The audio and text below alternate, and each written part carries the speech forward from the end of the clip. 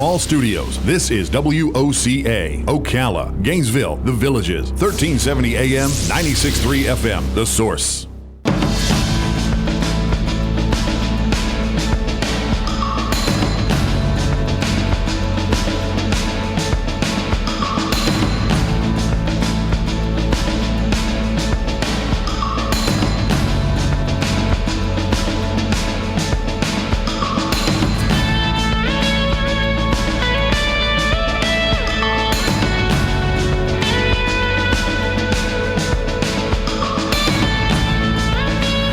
I am fascinated by the topic that we are going to talk about right now. It's the topic of magic. Ian Frisch has an amazing story to tell, and an amazing story of his own prior to the story he's going to tell, and it's in the book called Magic is Dead.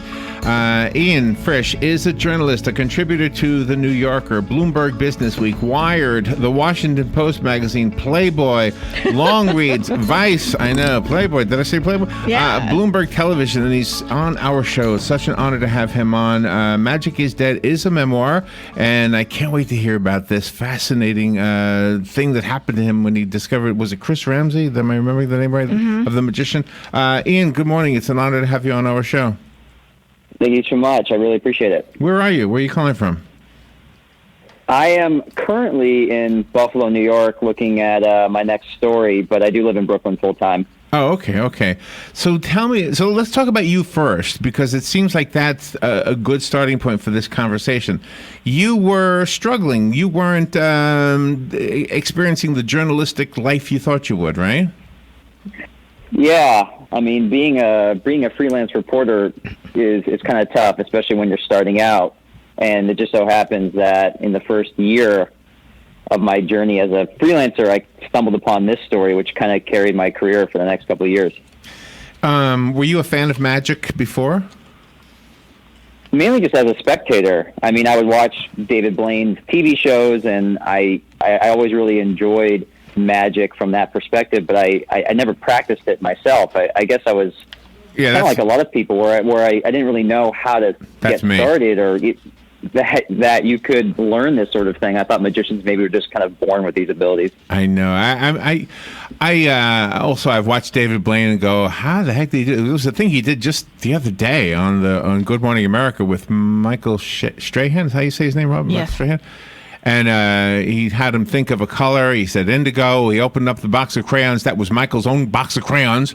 And the only one in there was indigo. And Michael said, I never emptied the box. And it was kind of a cool. And how does he do that? So was that part of what dragged you in? The book also talks about the culture of magicians, like a brotherhood. Am I right? Yeah. I mean, obviously, the kind of initial intrigue is that of, mystery and this whole aspect of being able to perform these kind of supernatural feats. I mean, that's why I think a lot of people gravitate towards magic.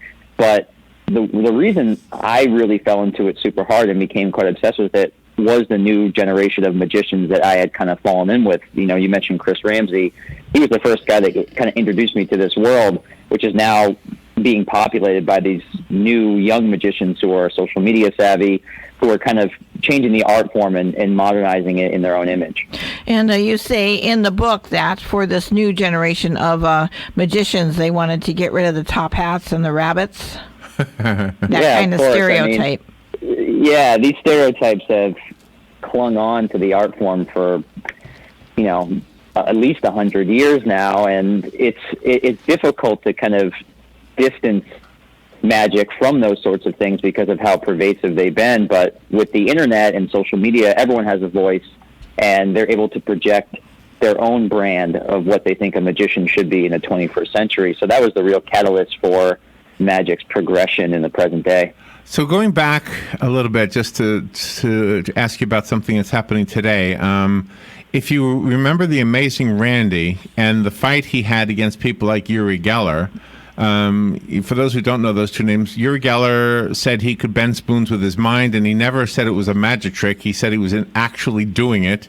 And the Amazing Randy did the same thing and said, but it's a trick. He was kind of showing that Uri Geller was not really had anything special other than trickery. Does that happen today? I mean, do we have people who try to fool us and want us to believe they really have some kind of power? Not really. I think spectators are quite intelligent, so they know that there's some sort of trick or method involved. But it's the presentation of it that makes it magical. I mean, any magician nowadays, especially young magicians, if they get asked, was that real or was that a trick? They're going to say, of course it's a trick, but the way I present it to you makes it seem real, you know? And that's the whole thing, is that people know that they're being lied to in a way, or that they're being tricked, but they still invite it onto themselves because it's fun and it's engaging, and that aspect of wonder is something that people chase throughout their lives, and magic is a great way to experience that sort of thing. I enjoyed reading your history about you and your mom. Yeah, Mom is a big part of this book, and for people listening at home, she's an amateur poker player, and she has always played poker since she was a teenager. So this kind of topic of deception has always been something that's been integral to our relationship and to our family for a long time. I mean, I remember I was like 10 years old, and she would teach me how to cheat at cards. She'd say, well, if you shuffle this way, you can keep the aces here, and if you deal like this, you can give yourself this card. So, I mean, deception's been in my blood for quite a long time, and, as the book progresses, you kind of come to understand how poker and deception, not only with magic, but with my mother and myself, has kind of become a personal tool to, help us cope with things that have happened with us in the past. Is that right? Are there any examples that you can give us? Yeah, so my father passed away when I was 13, and it was he died from a stroke, and it was really sudden. And after that, my mother went back to the poker table, and she started playing regularly. I mean, that's how we put food on the table and paid our utility bills for a long time when I was, a teenager and in my early 20s. And, I kind of came to realize that she was using deception as a means of potential reinvention, or, this kind of vessel for hope. And I never really grasped exactly what that meant in the broader context until I fell in with these magicians and learned their own backstories and kind of saw how they had used magic in a similar way. And even on a personal level for myself, I'd always been kind of searching for that epiphany, or that sort of tool where I could kind of come to understand myself in a similar way. So it all kind of came full circle regarding my personal life and this new adventure I found myself involved in. The show business part of magic is probably maybe more important than the magic itself. And I know you mentioned that more than once in the book. You mentioned David Copperfield as an example of somebody who was able to harness that. Yeah, especially when television became a place where people could watch magic, it really started to change the art form, because you could create a magical experience for television specifically. And Copperfield really cemented that. Doug Henning was a magician in the 70s who did it as well, but I think Copperfield put it up into this sort of like spectacle sort of presentation. And, magic has always been contingent upon the vessels in which it can be presented. So you had television in the 80s and 90s and early 2000s, and then the internet started to pick up, and people were kind of putting magic out there that way. So it's always been about not only the art form itself on the technical level, but also its presentation, because not every person has the ability to see a really great magician perform in real life. When I saw the number 52 on the cover of the book, I felt kind of silly when I found out what it was, because to me it should have been so obvious. Yeah, so that's another thread in this whole story, is that when I had first fell in with this crowd, and Chris Ramsey chief among them, he had told me about this secret society called the 52, and he was kind of cryptic in his explanation of it. But as I started to meet more people, I came to befriend Daniel Madison and Laura London, and they're two magicians from the UK, and they had actually founded the 52, which is a collection of the best young magicians in the world, people who are pushing magic forward in their own way. And as the book goes on, I actually become a member of the 52, and the reason it's called the 52 is because there's only 52 members allowed to be in, and each person is given a playing card as their identity within the group. But for your induction to be official, you have to get the symbol for your card tattooed on the inside of your middle finger. So I was in Vegas, and I got asked to be in, and I got the tattoo, and really? That just adds a lot of color to the story as well. Cool. So when you become a member, does somebody else get kicked out? I mean, there's only 52, right? Right, but there was only 46 when I first started this journey, and I was one of the last members to be put in. I think I was number 48 or something like that. Really? So yeah. Are Penn and Teller, are they two of them? No, they're not. But Chris Ramsey is really great friends with Penn. So when I was in Vegas, him and I got to hang out, and he's just a great guy. And obviously, Penn and Teller are legends in the Magic community. Yeah. And their residency in Vegas is just next level. I really enjoyed watching them perform. And you also bring to light that Magic truly is an art form. Yeah. And that's the thing with, if you're a spectator, kind of like how I mentioned, you just kind of think that magicians are just kind of born with this, or they just, they somehow acquire this knowledge. But, as I got to know these magicians and started practicing magic myself, I realized how much care and time is put into the nuances of performance, and obviously the sleight of hand moves with cards, and just the creativity and the ingenuity needed to try to invent new magic or push magic forward. I mean, it truly is an art form, and I think that it reflects how dedicated these people are to this thing, and how much time they spend in trying to create these magical moments for other people. It's just remarkable, and I was just blown away once I saw the inside of it, how dedicated they were to it. I have a question about cultures and magic. The one thing we hear from stand-up comics is that comedy that goes over in New York may not necessarily go over in Atlanta, and may definitely not go over in London, or even in some of the other countries that don't speak English. Of course, in comedy, you sort of have to stick with the language you know. In magic, I was wondering, does a magic trick that gives makes everybody say "wow" in Las Vegas, would that same trick work in Paris? So magic and that sense of wonder or the amazement, I think, is a universal language. So it doesn't really matter what culture you come from. I mean, it's kind of like a shared experience where everyone can come to the table and see a great piece of magic and feel the same thing, whether you're from Paris or you're from India or you're from Argentina or New York. I mean, it's a wonderful thing. I think it's one of the only things in the world that have that same sort of level of engagement and that same sort of shared experience. But obviously, there are different types of magic. I mean, if you go to Vegas, you may see some really elaborate stage magic with big stage illusions and pyrotechnics and sound and et cetera. But maybe if you're walking down New York and you stop by one of the parks, you may see a street magician performing. Or if you go to a kind of fancy parlor show in Manhattan, you may see different types of magic. But I think the language within it is quite universal. Hey, I have a question for you about hypnosis. Is that real, or is that a trick? What is that? I've never been hypnotized. No. I mean, hypnosis is definitely real, but it does have a magical quality to it. I mean, there's different ways, I think, to implement hypnosis as a tool of entertainment. I mean, obviously there are hypnotists who go around the college campuses and they do these sort of funny, lewd sort of, hypnotist shows. But there are people who use hypnotism for magic tricks and magical experiences, like Darren Brown, who's a British magician. That is a core element of his performative routine, which is much more psychological in its structure than your traditional kind of close-up magician with a deck of cards. When people start getting close to you and they don't know that you are a magician, and then all of a sudden they find out, do they look at you differently for fear that they're afraid you're going to play tricks or something on them?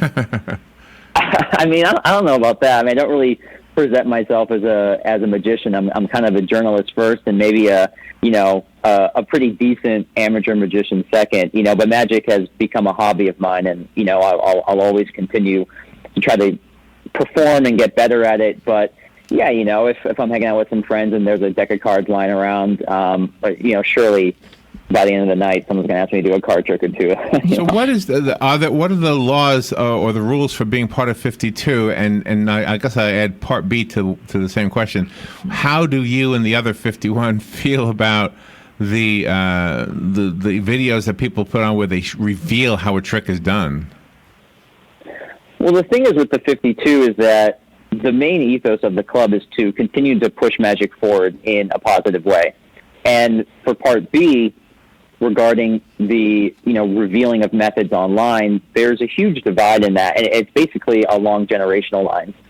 Whereas older generational magicians may say, any presentation of magic, and especially the revealing of method or secret in such a public way online, it is bad because it ruins the experience for the spectator. But the position of the younger generation is that, well, the things that we are revealing on YouTube in the presentation of a tutorial is meant to teach. And, YouTube and social media in general is such a mode of discovery for younger people. It's kind of the only thing that they know in terms of searching for topics or trying to find things out. So if you're a younger kid and you see magicians that you like online, then you can learn some of the basics. That's a positive thing because you're kind of ushering in the next generation of magicians by using the tools that they know and that they're most familiar with. I mean, I've always seen it as a positive thing because it is meant to be a tool that teaches rather than just reveals for the sake of revealing. And, to be honest, if I showed you a video of how a specific trick is done, I could probably still perform the same trick to you sometime in the future, and you wouldn't know how I did it. I mean, yeah. For me, for sure, yeah. and that's the magic of performance, And that's what makes you an extremely good journalist, because as a good journalist, you have to stay neutral, because with your words and the way you write the scenarios, you could be a magician and slant the story one way or slant the story the other way, and people will believe. Yeah, and I took great care in that when I wrote the book, because I didn't want this book to be kind of like a tell-all or, read this book to know how big tricks are done or like reveal stuff. And I took great care into kind of riding the middle of that, where I gave you just enough so you knew, but not enough where it ruined some things for you. And I think a lot of magicians who've read the book appreciated that take where I wasn't just revealing stuff because I had this platform, this book to do it in. And again, like going back to a thing we spoke about earlier, is that I really wanted to kind of speak about the community and this kind of like camaraderie that exists within the subculture that people aren't really familiar with.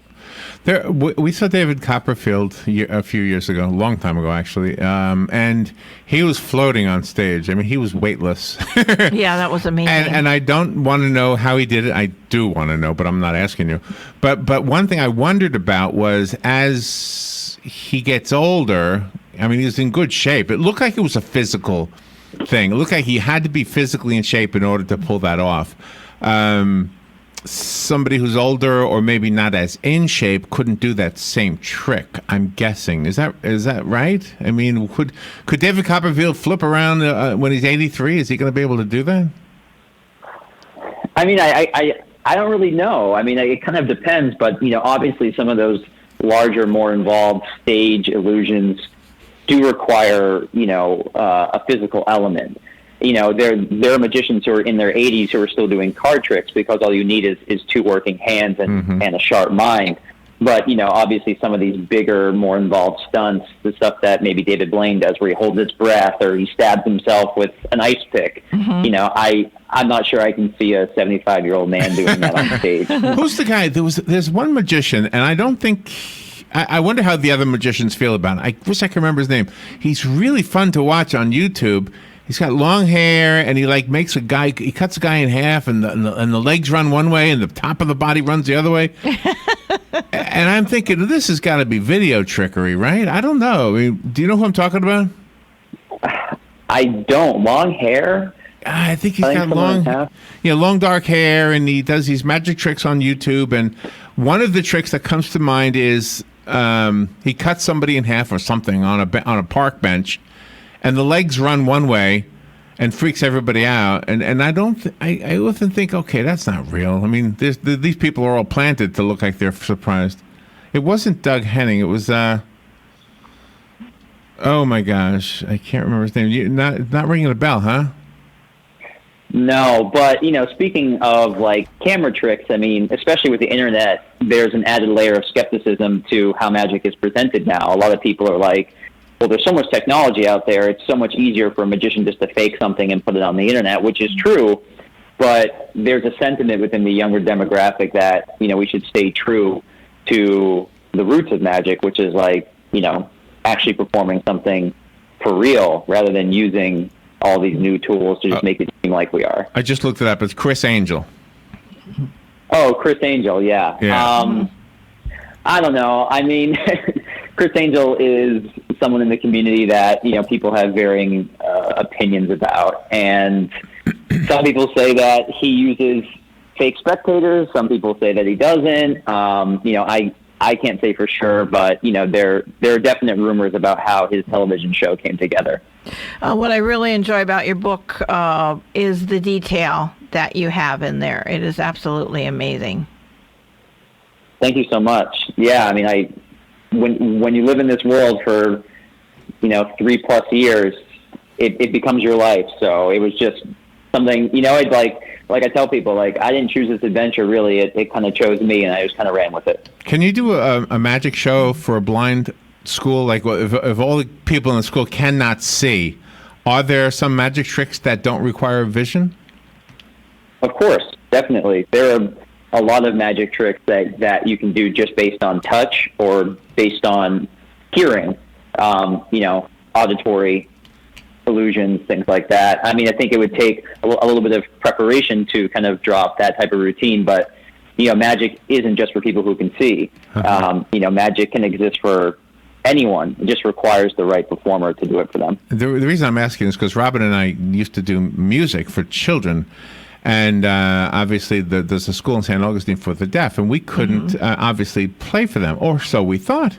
Yeah. And then it turned out, yes, you can, because they will have an interpreter with sign language. And it was just amazing to me that music could be enjoyed by deaf children. And that's why I was thinking, can magic be enjoyed by blind children or by a blind audience? Yeah, definitely. There are magicians out there who are talented enough to perform for anyone, despite any personal situation that they may find themselves in, whether they're deaf or they're blind or anything like that. Ian, thank you so much for being on the air. Can I squeeze a phone call in real quickly? You got somebody wanting to ask you a question. Good morning. Sure. Thank you for waiting. You're on the air with Ian Frisch. Yes. Is there a Hall of Fame for people that perform magic? Is there a Hall of Fame for magicians? What's that? Can you say that again? Is there a Hall of Fame for magicians?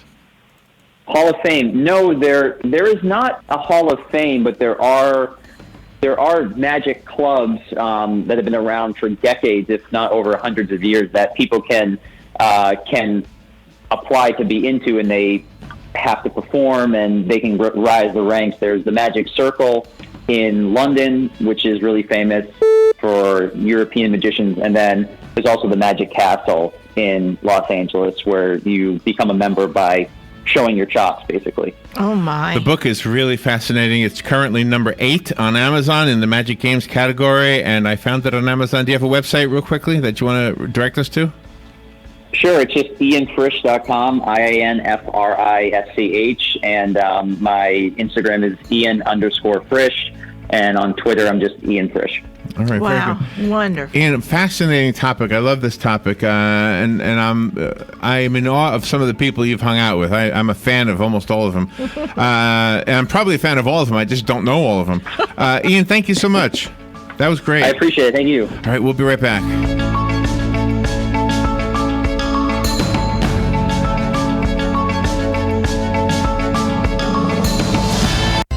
Here is your 1-minute news brief and